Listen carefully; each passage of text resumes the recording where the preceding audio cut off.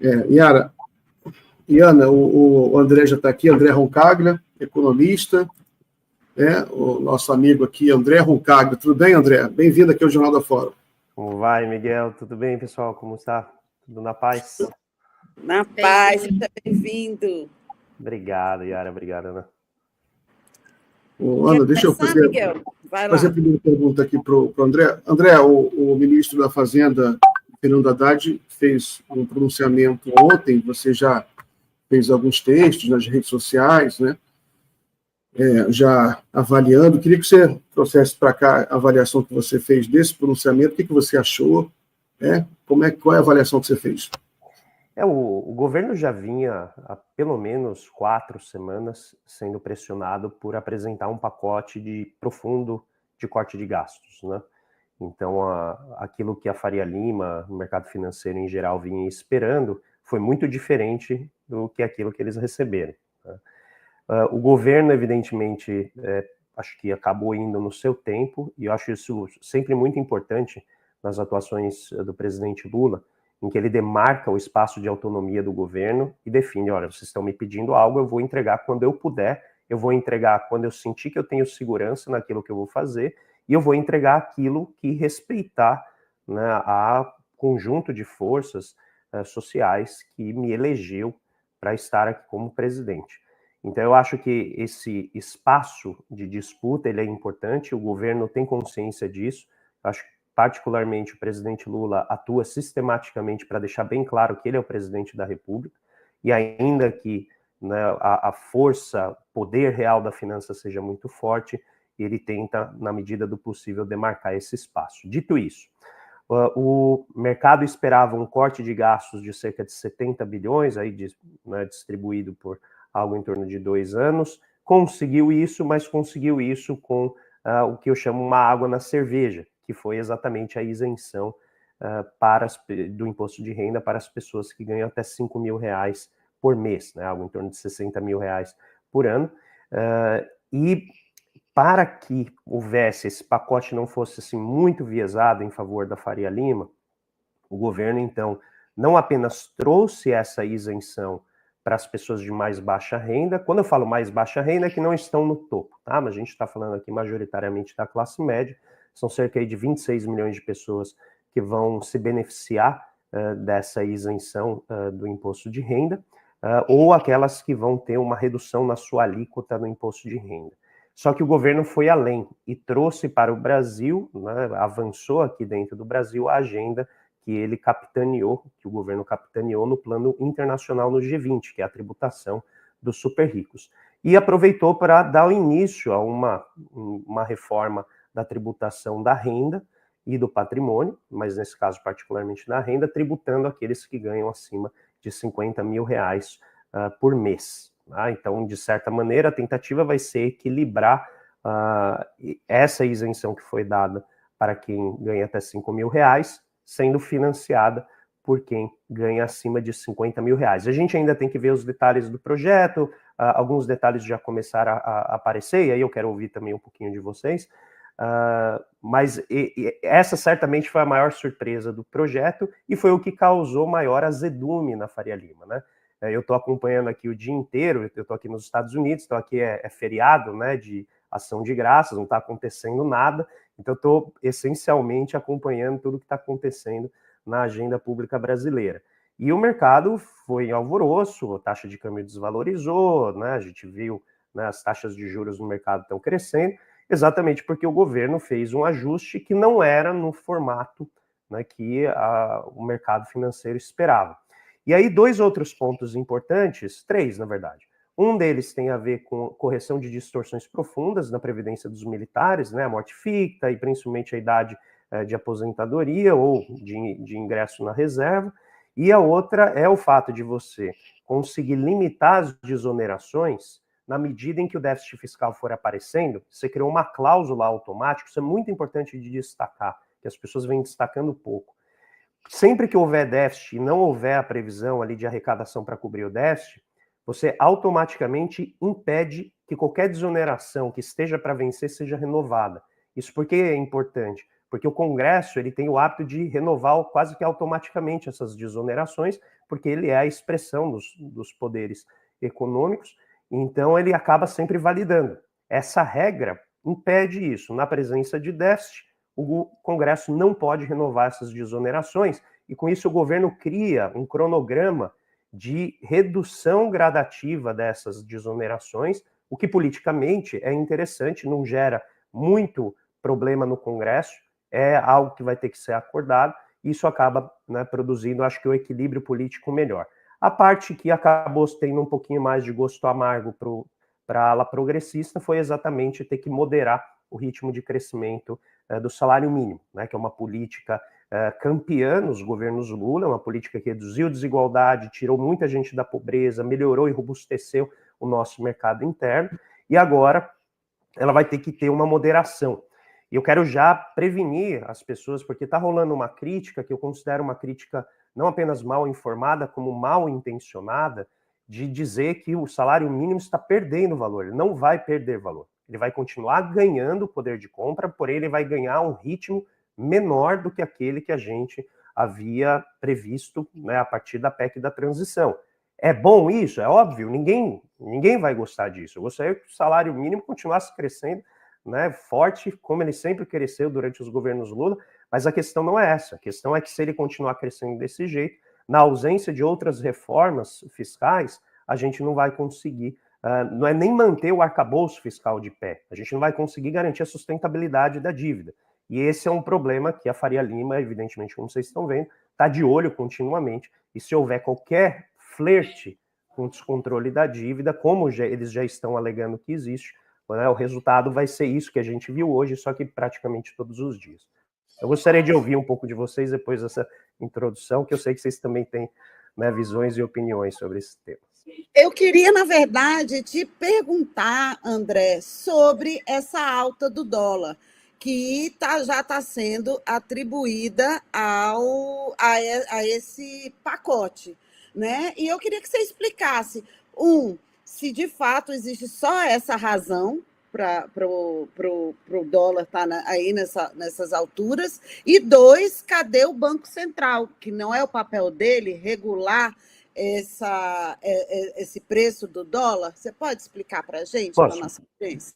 Bom, então o dólar ele está se apreciando com relação a praticamente todas as moedas, né? A eleição do Donald Trump está gerando um temor de um fechamento da economia norte-americana, e evidentemente com isso vai ter, né, se espera um aumento da inflação que leve ao aumento da taxa de juros nos Estados Unidos.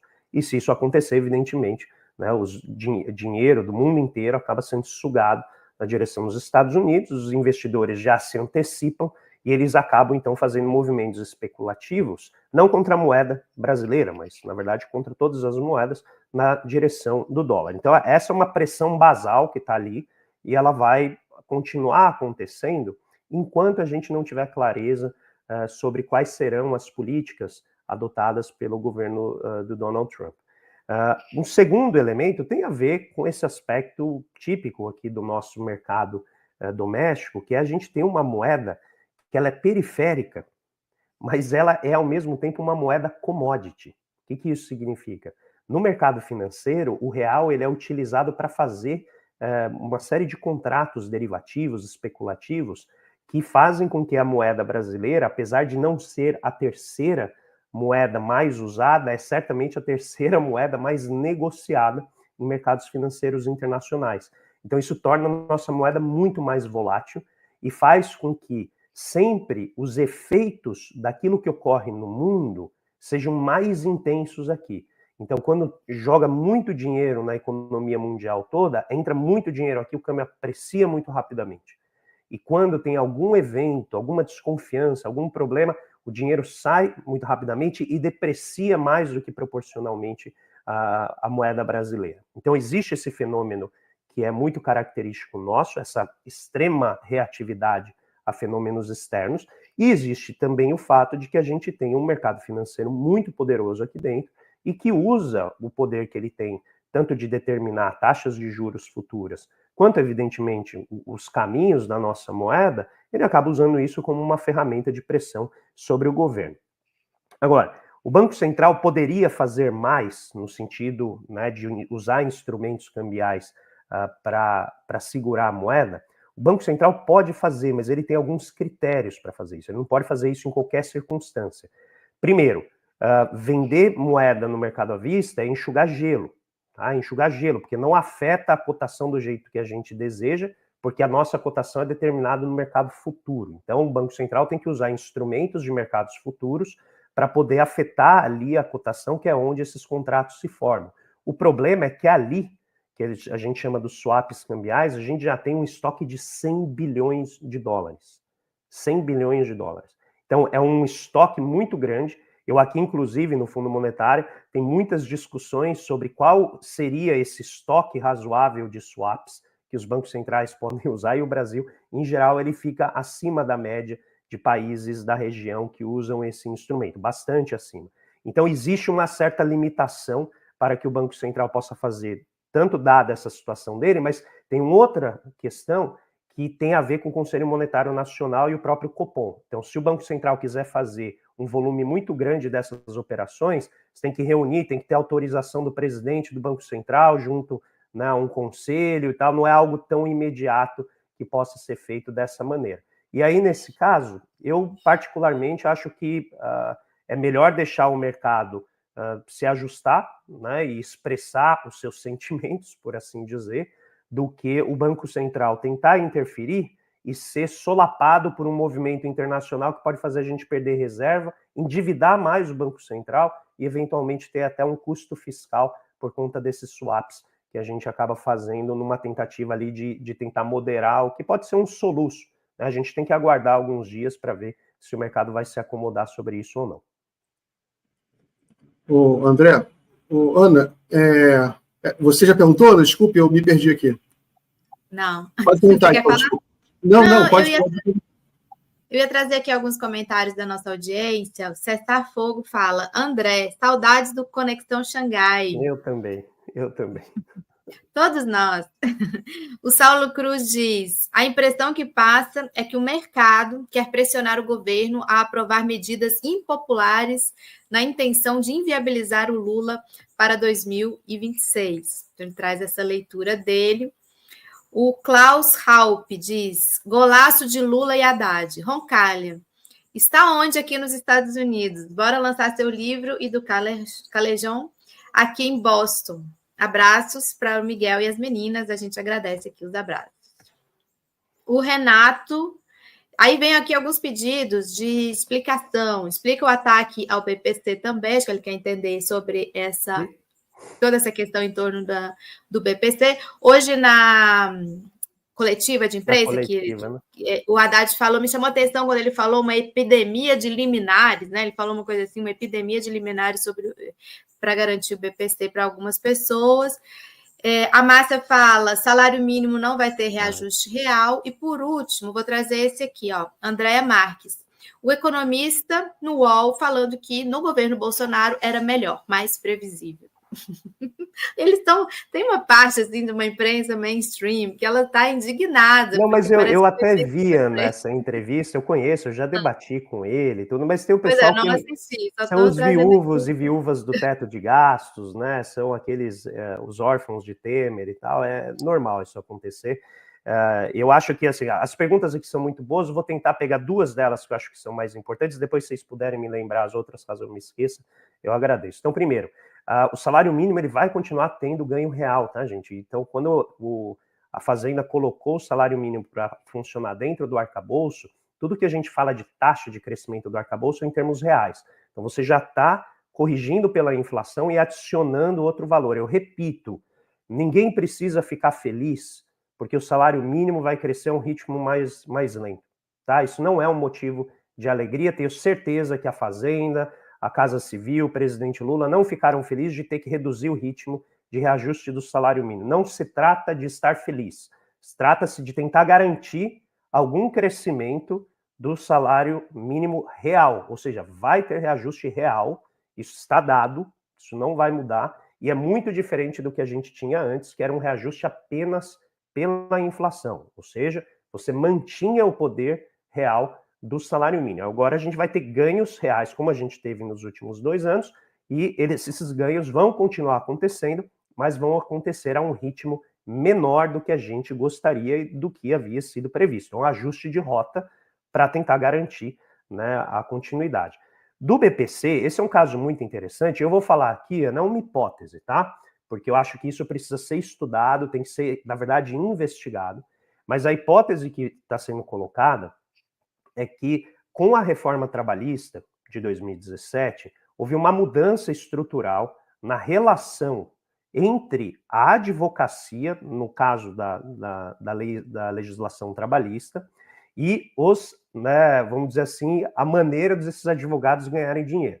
Então, como a nova lei trabalhista, a reforma trabalhista, ela reduziu muito o custo de demissão, ela diminuiu e facilitou muito a demissão dos trabalhadores e todo o potencial de contencioso, né, que era o que gerava causas na justiça. Os advogados, eles acabaram, por uma questão de trabalho, se deslocando para uma outra área do sistema, que era buscar esses benefícios do Estado, tá? E eu estou falando aqui com muito cuidado, deixando bem claro que é uma hipótese, porque eu não sei se essa é uma dinâmica de mercado, eu não sei, eu duvido que, pelo tamanho dos valores, que isso seja algo conspiratório. Eu acho que não. Eu acho que isso está na estrutura de incentivos que a gente tem nos benefícios do Estado e que precisa ser resolvido. Então, o que acontece? Você migrou uma mão de obra imensa de advogados para essa área trabalhista, na área de benefícios, e começou a ter um surto de solicitações de benefícios, né, de prestação continuada, que cresceu muito a partir de 2022, se eu não me engano. Tá? Pode ser até um pouco antes. Mas o valor é tão grande que, segundo hoje, se eu não me engano, foi o ministro Rui Costa que colocou, ou o ministro Haddad, algo em torno de 70% dos benefícios concedidos pelo BPC, eles não têm o CID, que é aquele Código Internacional de Doenças, que é como você identifica que a pessoa precisa do benefício. Por isso que os ministros foram muito claros em colocar, a gente não está fazendo nenhuma reforma profunda, a gente está apenas garantindo o bom uso do recurso.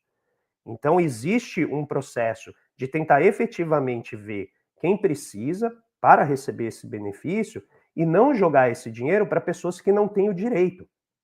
Aí, rapidamente, alguém pode dizer, poxa, mas é a única chance que o trabalhador tem, né, de conseguir um benefício aqui. Só que conseguir um benefício que não está alinhado com a lei faz com que um programa como esse depois sofra pressão política para ser eliminado. Exatamente porque ele está, né, sem nenhum tipo de coerência com aquilo que é exigido dele. Então, é uma visão míope achar que o trabalhador está se beneficiando desse sistema se ele está sendo distorcido. Porque daqui a pouco, essa distorção, na mão de um governo de direita, se aparecer eventualmente, ele vai olhar para eles e vai falar, isso aqui é um foco de corrupção, vamos eliminar, como eles fazem com as empresas estatais. Em vez de, né, regularizar, de normalizar, sanear, acaba com isso de uma vez. Então é importante que haja o saneamento desse benefício para que ele chegue a quem ele efetivamente deve chegar. Vocês devem ter acompanhado o surto de indicações de autismo, né, que apareceram junto ao BPC. Então, tudo isso tem que ser investigado para saber se o dinheiro está chegando lá. Eu não acho que isso seja um ataque aos trabalhadores, né? Acabou sendo veiculada essa ideia de que isso seria um ataque aos trabalhadores. Eu não vejo assim, obviamente, isso fica aberto para o debate, mas do meu ponto de vista como economista, com todos os malefícios e defeitos que isso carrega, né, que essa condição carrega, eu acho que é importante sempre você usar bem o recurso para que você não ameace a existência desses programas. Aí, sobre as outras perguntas, eu estou agora aqui em Washington, né, então o Fundo Monetário Internacional, ele opera aqui na cidade de Washington, ele fica do outro lado da rua do Banco Mundial, que é onde também tem um novo diretor, o Marcos Vinícius Tiliato, que também foi indicado pelo presidente Lula, e a gente representa o Brasil, né, nesses dois órgãos que cuidam, no caso do FMI, da estabilidade do sistema monetário internacional, já bastante conhecido da gente aí no Brasil, e o Banco Mundial, que cuida do investimento de longo prazo, né, de vários projetos, principalmente agora nessa linha de economia verde. Então, acho que eu respondi todas. Se eu perdi alguma, por favor, me lembrem. André, deixa só para ilustrar o que você falou, né, que são os gastos com BPC até até setembro, 12 meses, né? Houve aí realmente uma explosão, um aumento muito grande nos últimos 12 meses. Eu fiz a matéria, coloquei até aqui. Mas eu quero fazer outra pergunta para você sobre o FMI. Você foi indicado pelo governo Lula para ser diretor executivo no FMI. Então você já começou a trabalhar, já está aí, já está operando, é isso? Sim, eu já estou desde o dia 3 de setembro aqui. É por isso que eu dei uma sumida, porque eu estava aqui assumindo as coisas, entendendo, né, o dia a dia e o trabalho. Então, eu já estou aqui há 3 meses. Maravilha. Então, o que você foi fazer aí? Qual é a função de um diretor do FMI, né, na instituição? E para que serve o FMI hoje? Você pode explicar para a gente? Tá, eu vou tentar ser bem breve, para não tomar demais aqui o tempo de vocês, mas o FMI ele é uma grande cooperativa de crédito que países montaram para tentar eliminar instabilidade de moedas, né? Então, lá em 1944, ele foi criado ali no finalzinho da Segunda Guerra Mundial, e a ideia é, quando você tem país que tem muito superávit comercial, né, quando ele vende para outros países, ele junta muito dinheiro, só que para todo superávit tem um déficit. Então, tem algum país ali que está, né, importando mais do que está exportando, pode faltar moeda, isso pode gerar desequilíbrio cambial. Então, se criou essa instituição para tentar acomodar essas instabilidades. Então, faltou dólar aqui, por exemplo, no Brasil, o FMI vem, empresta o dólar para a gente estabiliza a moeda. Só que, evidentemente, quando você empresta o dinheiro para alguém, esse dinheiro ele vem com um conjunto de condições, né? E essas condições, as chamadas condicionalidades, vão evoluindo ao longo do tempo. E o meu papel como diretor executivo, representando aqui o Brasil, e mais 10 países que constituem a cadeira do Brasil aqui no fundo, é justamente levar para o FMI a visão das autoridades, então a visão do governo brasileiro, mas também a visão dos governos que estão incluídos na cadeira, como Suriname, Guiana, Equador, Timor-Leste, Cabo Verde, Nicarágua, a gente tem República Dominicana, tem também o Haiti, está na nossa cadeira, e a ideia é justamente você ajudar ali no conselho de administração do fundo a representar as ideias das autoridades dos países, principalmente no que diz respeito à concessão desses empréstimos, né, que podem ser emergenciais, podem ser empréstimos de mais médio prazo, mas a ideia justamente é tentar reconhecer o esforço que as autoridades fazem no uso desse dinheiro para estabilizar suas economias e recolocá-las numa rota de crescimento mais saudável, mais sustentável. E aí o meu papel, então, é representar esses 11 países dentro do Conselho, que é composto por 25 cadeiras.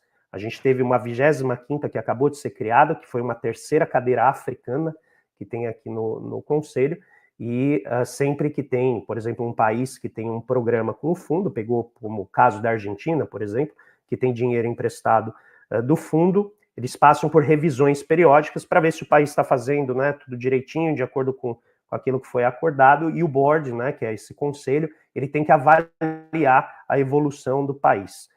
E tem outras duas funções, mas são bem rápidas. Uma é monitoramento, que é acompanhar ali se tem crise aparecendo ou não, onde estão os focos de crise, o que acontece, e a outra parte é desenvolvimento de capacidades dos estados, como, por exemplo, levantar estatísticas de qualidade, melhorar a maneira como as políticas monetária, cambial funcionam, principalmente a fiscal também, que é muito importante. Então, é um pouco, de maneira resumida, o que eu faço aqui. Posso perguntar? André, o pessoal está muito ansioso em relação ao imposto de renda, que foi anunciado pelo ministro Haddad, né, a isenção para quem ganha até R$5.000. E tem muito desencontro ainda, até porque essas medidas ainda vão passar pelo Congresso, né? Ou seja, o que anunciou nem não necessariamente é o que vai se entregar. Eu queria que você comentasse as expectativas, como é que você vê esse anúncio, que na verdade é uma promessa de campanha, né, do presidente Lula. Eu acho difícil haver aprovação ainda esse ano, porque a agenda legislativa está bastante apertada. A gente viu hoje o presidente da Câmara, o Arthur Lira, falando que quer, né, o expediente aí a semana inteira para poder aprovar todas as medidas e os projetos que estão na fila. Então, eu acho difícil isso ser aprovado, por isso que o próprio Ministério da Fazenda já disse, para a gente levar o ano que vem e vai passar a valer em 2026, garantindo aí o cumprimento da promessa de campanha. Evidentemente, todo mundo gostaria que isso tivesse vindo antes, né? Acho que esse seria o interesse geral, mas dentro da estrutura dessa agenda fiscal muito intensa, muito pesada, né? Um governo, uma agenda fiscal ali quase que sequestradora, né? Você não consegue pensar muitas outras coisas além da questão fiscal. Então, eu acho difícil que isso, né, seja antecipado, né, como já até foi antecipado pelo ministro Fernando Haddad. Isso vai ocorrer a aprovação no ano que vem, para valer em 2026. Eu acho difícil haver muita mudança, tá? Eu não vejo muito espaço, porque a mudança ela é simples, em termos de texto. Acho que não tem muito para onde, né, se transformar, e eu acho que o Congresso tem interesse em ser pai, né, copai, aí, comãe desse projeto, para justamente poder vender eleitoralmente isso em 2026. Onde eu vejo um pouco mais de risco é na tributação ali das pessoas que ganham acima de 50 mil reais por mês, né? É aí que mora, vamos dizer ali, o diabo nos detalhes, porque essa reforma, as pessoas não entenderam bem, eu acho, que não se trata de que, eu até achava que era essa a proposta, antes, quando estava só o vazamento, porque em 2017 tinha uma proposta do governo Michel Temer de criar uma outra faixa de tributação de 35% sobre a renda. Você criaria uma faixa adicional. E o que se propôs aqui não é isso, tá? Então eu vou tentar explicar de uma maneira sucinta, mas é o seguinte: no Brasil hoje a gente não tributa a renda do capital quando ela vem de empresas, né, que são os lucros e dividendos. Então, se você tem lá uma empresa, você distribui lucros para você não paga imposto de renda em cima dessa renda do capital, que é por você ser proprietário de empresa. Você não paga imposto de renda sobre dividendos distribuídos. Então, você comprou lá uma ação da Petrobras, chegou num determinado período do ano, Petrobras distribuiu dividendos, você não vai pagar imposto de renda sobre esses dividendos. Você paga imposto de renda sobre o que a gente chama lá juros sobre capital próprio, juros sobre capital próprio. Aquele, o JCP, você paga, tá? Paga 15%, como você paga em outros. Mas dividendos você não paga. Então, o que o governo tentou fazer aqui, num grande bem bolado, para tentar antecipar essa medida, talvez já prevendo a dificuldade de avançar na segunda fase da reforma tributária, que seria a reforma de renda e patrimônio. Não acho que o governo abriu mão, mas eu acho que ele falou, vamos garantir alguma coisa, um passarinho pelo menos. Eu sei que essa metáfora é ambientalmente pouco correta, mas vamos garantir aqui um passarinho do que ver dois voando, entendeu? E aí o resultado qual que é? Todo mundo, a partir de 50 mil reais por mês, você vai dizer o seguinte: essa pessoa pagou, vamos imaginar que ela ganhou 1 milhão de reais no ano, tá? Se 1 milhão de reais ela pagou, por exemplo, 60 mil reais de imposto, então o governo vai dizer, não, você deveria ter pago pelo menos 100 mil reais, que é 10% de 1 milhão. Então, se ela pagou só 60 mil lá na declaração dela, então o governo vai colocar uma DARF adicional para ela pagar de 40 mil reais, para fechar esses 10% sobre 1 milhão. Tá? Então, vai ser um mecanismo de imposto mínimo. Então, todo mundo que ganha acima de 50 mil reais vai ter que pagar um imposto mínimo de 10%. Se eu entendi bem o que foi falado depois pelo secretário executivo Dario Durigan, vai ser 10%. Né?